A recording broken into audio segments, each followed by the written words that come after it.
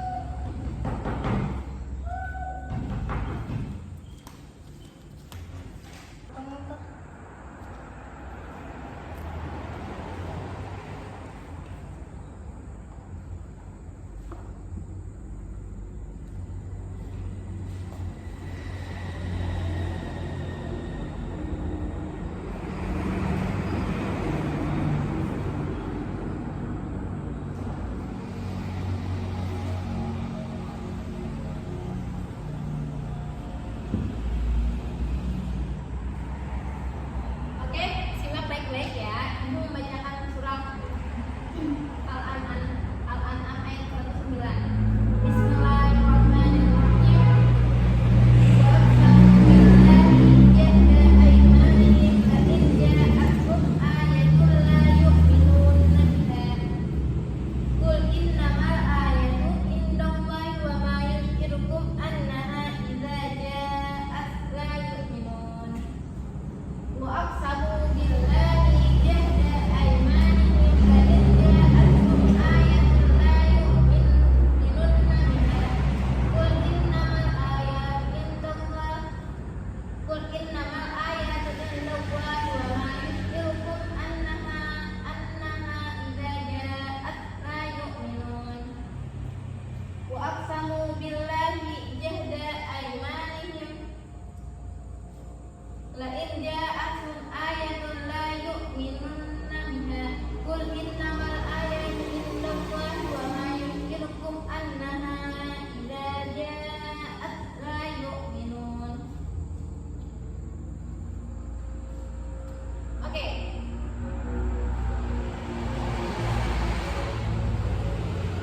Ikuti Ibu ya. Iya.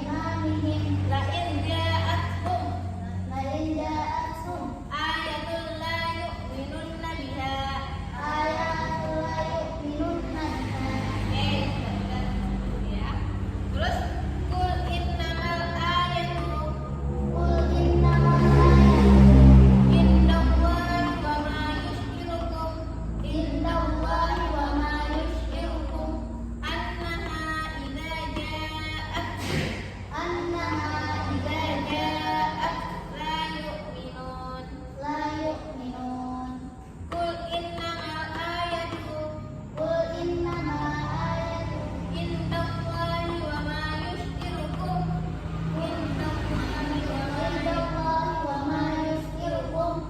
أنها إذا جاءت لا يؤمنون قل إنما الآية عند الله وما يشعركم أنها إذا جاءت لا يؤمنون Sama-sama ya kita baca dari sama-sama sampai habis, oke? Bismillahirrahmanirrahim.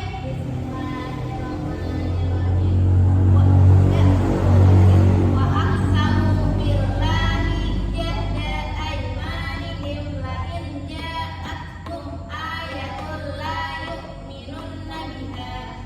Qul innamal ayatu indallahi wa ma yush'irukum annaha idza ja'at la yu'minun.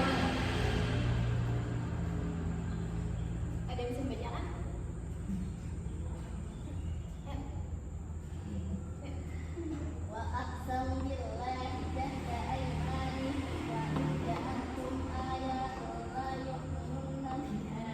Bagus.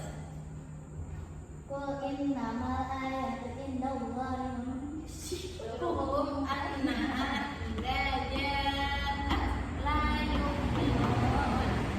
Bagus. Anak-anak ibu udah bisa membaca ya?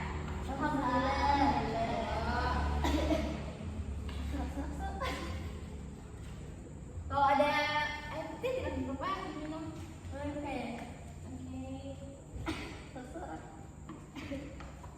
Jadi ibu akan menerangkan ya. Ini Quran surah Al-An'am ayat 109 yang artinya mereka bersumpah dengan nama Allah dengan segala kesungguhan bahwa sungguh jika datang kepada mereka suatu mukjizat pastilah mereka beriman kepadanya. Katakanlah sesungguhnya mukjizat itu hanya berada di sisi Allah, dan apakah yang memberitahukan kepadamu bahwa apabila mukjizat datang mereka tidak akan beriman? Oke. Itu pernyataan tersebut adalah pengertian ijtihad secara bahasa atau lugawi. Oke? Sebenarnya setelah ijtihad ini banyak sekali kita menelaah dengan sesama. Oke? Jadi ijtihad ialah pencurahan pikiran dan kesempatan untuk mendapatkan suatu hukum syara mengenai suatu masalah dengan jalan istinbat dari Al-Quran dan hadis. Orang yang melakukan ijtihad disebut dengan mujtahid, yaitu orang yang mencurahkan tenaga dan pikirannya untuk mendapatkan hukum syara dari suatu hukum tafsili atau terperinci yang dijadikan dalil-dalil syariah. Oke, dalam buku ini, dalam buku paket yang kita pelajari ini ada 4 yang disimpulkan. Yang pertama, ijtihad adalah pengerahan daya nalar secara maksimal. Artinya, ijtihad adalah pengerahan atau pencurahan segenap kemampuan seorang ulama untuk menetapkan atau menemukan hukum suatu perkara baru berdasarkan Al-Quran, hadis, serta kaidah-kaidah usul fikih. Yang kedua, usaha ijtihad dilakukan oleh orang yang telah mencapai derajat tertentu di bidang keilmuan yang disebut faqih. Tahu faqih? Ya. Faqih adalah seorang ulama yang memiliki kemampuan dan keahlian dalam memahami, menafsirkan, dan menggali hukum Islam dari sumber-sumber seperti Al-Quran, hadis, untuk kemudian mengaplikasikannya pada berbagai masalah kehidupan. Dan yang ketiga adalah produk atau yang diperoleh dari usaha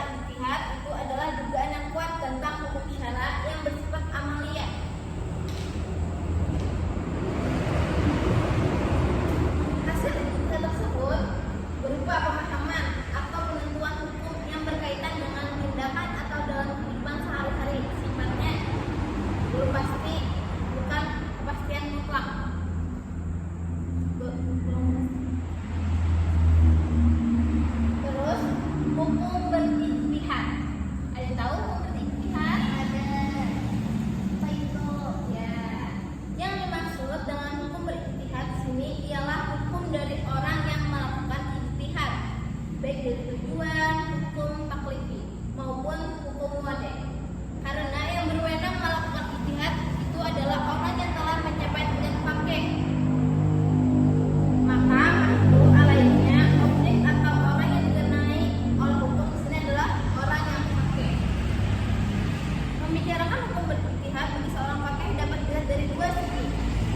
Pertama, dari segi hasil ijtihadnya itu adalah untuk kepentingan dan diamalkannya sendiri.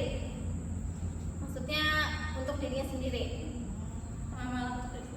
Seperti menentukan arah kiblat pada waktu akan melaksanakan sholat.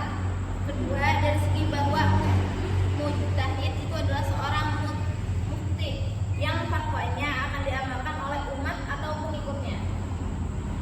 Selanjutnya, hukum berijtihad bagi seorang fakih dapat dilihat dari segi prinsip umum dalam menentukan hukum tanpa memandang kepada keadaan dan kondisi apapun, atau dengan melihat kepada keadaan dan kondisi tertentu. Secara hukum berijtihad ini wajib. Artinya seorang mujtahid wajib melakukan ijtihad untuk menggali dan merumuskan hukum syara dalam hal-hal syara.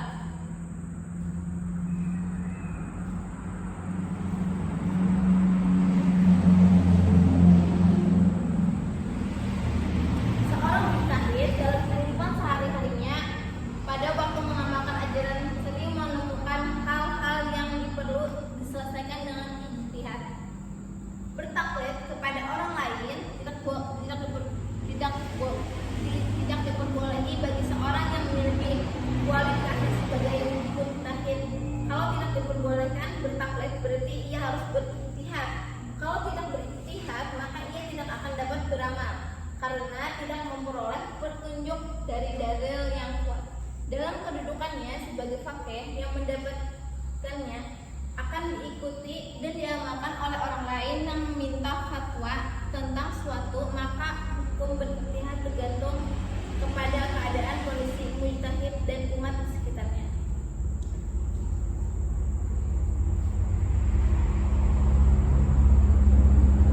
Bila seorang fakih ditanya tentang hukum suatu kasus yang telah berlaku, sedangkan ia hanya satu-satunya fakih yang dapat melakukan ijtihad dan ia merasa kalau tidak melakukan ijtihad pada saat itu ia akan berakibat kasus tersebut luput dari hukum, maka hukum berijtihad bagi fakih tersebut wajib ain.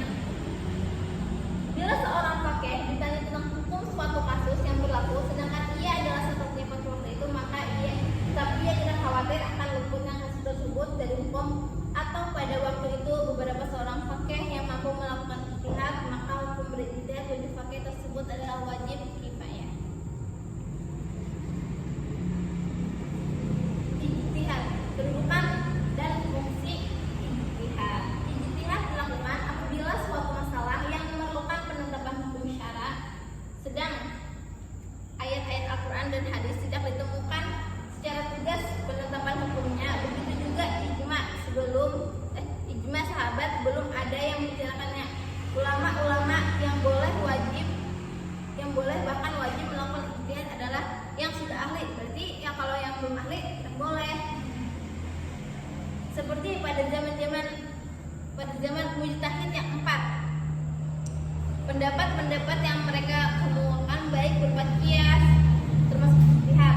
Begitu juga pendapat-pendapat yang tidak termasuk dalam qiyas seperti istihsan yang digunakan oleh Imam Hanafi atau maslahat musalah oleh Imam Maliki dan pengikutnya tersebut termasuk ijtihad. Para imam mujtahid melakukan ijtihad dalam rangka menuntut umat berada dalam batas-batas yang ditetapkan hukum syara. Berarti dapat disimpulkan bahwa ijtihad mempunyai kedudukan yang sangat penting dalam syariat Islam. Lebih lanjut dapat dipahami bahwa ijtihad berfungsi melahirkan ketenteraman bagi umat karena masalah yang mereka hadapi mendapat penyelesaian berdasarkan ijtihad tersebut. Ayo, kok ngantuk nih?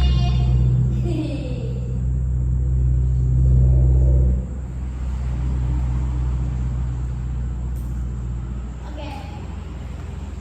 Jadi supaya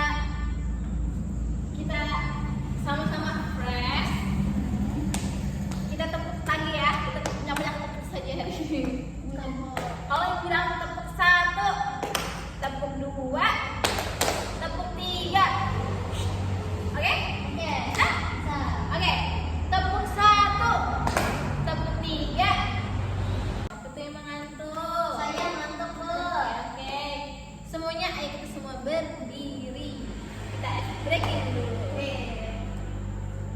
Oke. Ice breaking yang pertama adalah tepuk semangat. Oke, bisa? Bisa. Ada. Yeay. Oke. Tepuk semangat.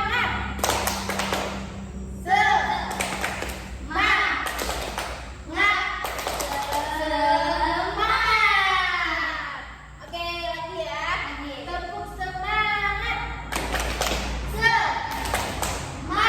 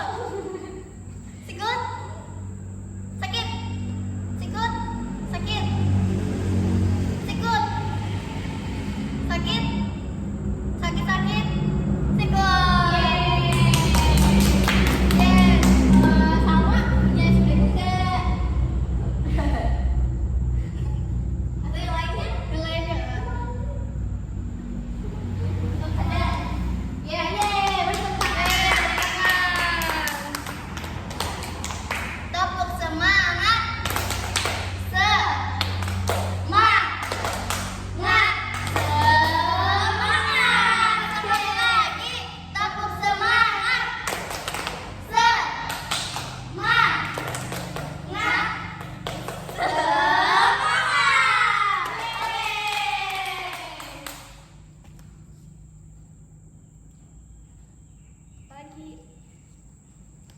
apa ya? Biar Alina lebih semangat lagi. Pas makan hidung. Ya, itu seperti apa tuh coba? Contohkan. Misalnya Kalau nyampai mata lah. Jangan kamu hidung misalnya nyampai. Salah. Tuh kak. Betul itu. 1, 2, 3. Alis. Bibir. Telinga. Dahi. Mata. Pipi. Mata. Telinga. Gigi.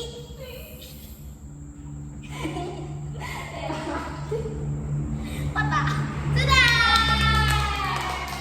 Yeay. oke. Ayo, terima kasih sama. Oke, terima kasih buat semuanya. Yeay, selamat. Oke. Silahkan duduknya, silahkan duduk kembali. Oke, kita lanjutkan pelajaran berikutnya.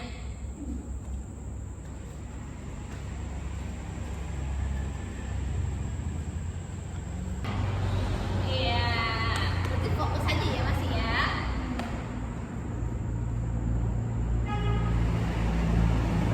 Oke.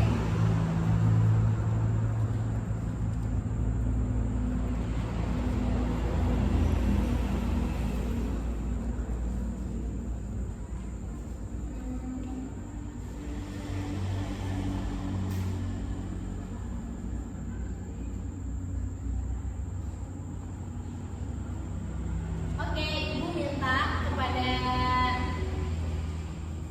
Salwa ya.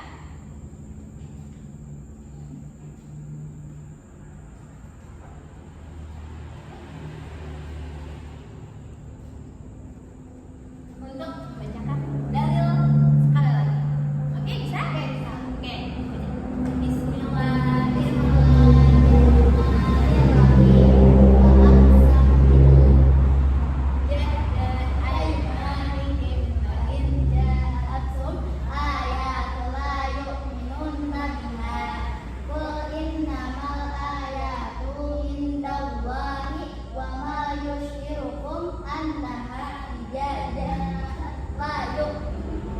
Ya, oke.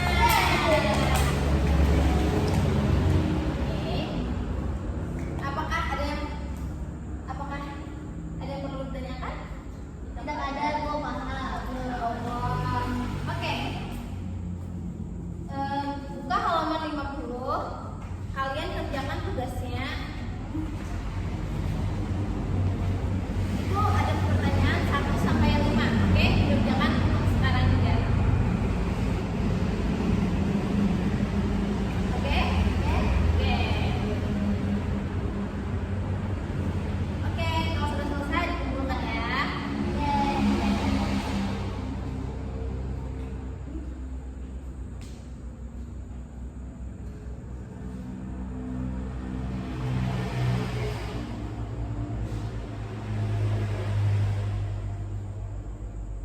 Baik anak-anak Ibu, alhamdulillah semuanya bisa menjawab soal dengan benar.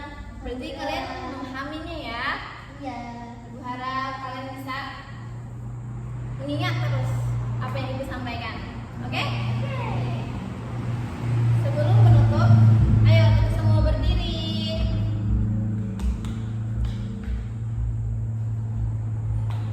Coba. Kalian gerak batik, batuk, botak. Oke?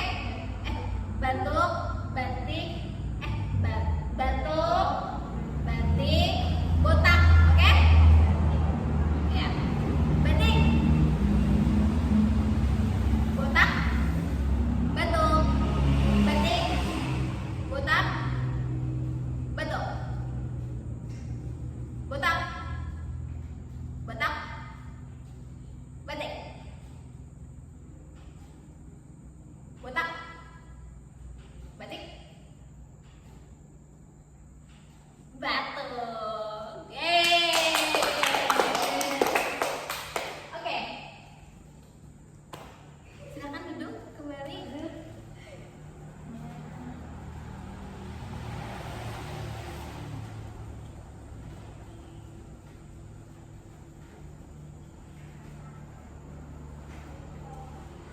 Ya, kalian hari ini keren ya. Bisa mengikuti pelajaran hari ini. Semoga kalian tetap semangat buat minggu depan, oke? Minggu depan kita akan belajar tentang nasib wa mansukh, oke? Oke. Bawa ya buku paketnya ya, jangan ada yang tertinggal. Iya.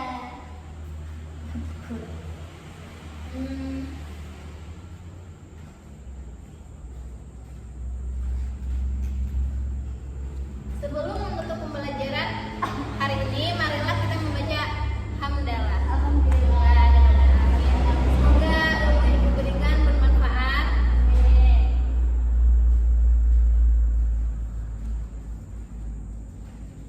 Ibu, mohon maaf jika ada salah kata. Akhirul kalam.